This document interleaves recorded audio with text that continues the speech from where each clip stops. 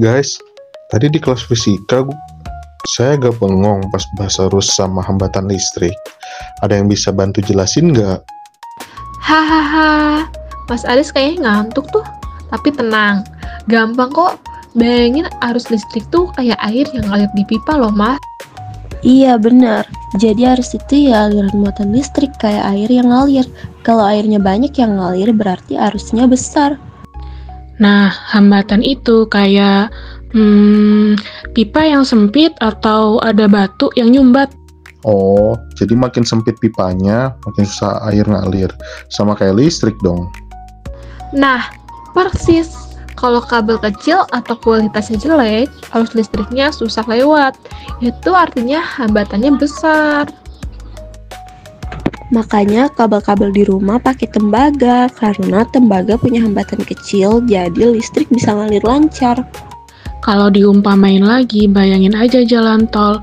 Mobil itu kayak arus, jalan tol itu kayak kabelnya, sedangkan lubangan di jalan itu hambatannya. Wah, analoginya keren. Jadi, biar mobil lancar, jalannya harus lebar dan mulus dong. Iya, sama kayak listrik. Kalau hambatannya kecil, arusnya bisa jalan cepat dan stabil loh. Makanya kalau kabelnya terlalu panjang atau tipis banget, kadang arusnya lemah dan bikin lampu jadi redup. Dan itu bukan karena listriknya capek ya, tapi karena ketahanan hambatan yang tinggi. Wah, sekarang saya ngerti. Ternyata arus itu kayak air. Hambatan itu kayak penyumbat. Jadi tinggal pastiin kabelnya bagus biar lancar. Nah, Mas Aris mulai jago nih. Next time nggak boleh bengong lagi ya di kelas, Mas. Kita bahas soal aja yuk. Soal pertama, apa analogi yang digunakan untuk menjelaskan arus listrik dalam percakapan tadi? A. Mobil di jalan tol. B. Air yang mengalir di pipa. C. Udara dalam balon.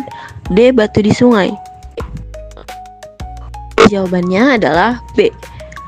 Arus diibaratkan seperti air dalam pipa. Makin banyak airnya, makin besar arus listrik. Soal 2. Mengapa kabel listrik umumnya dibuat dari tembaga? A. Karena murah dan ringan. B. Karena hambatannya besar. C. Karena tahan karat. D. Karena hambatannya kecil, jadi arus mudah mengalir. Yap, betul. Jawabannya adalah D. Tembaga digunakan karena hambatannya rendah, jadi arus listrik bisa mengalir dengan lancar. Nah, sekarang saya udah nggak bingung lagi soal arus dan hambatan.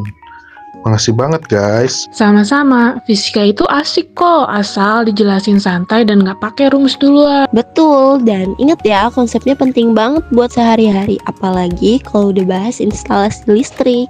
Ya udah yuk, sampai sini dulu aja. Kita bahas lain kali lagi ya. Thank you semua. Bye.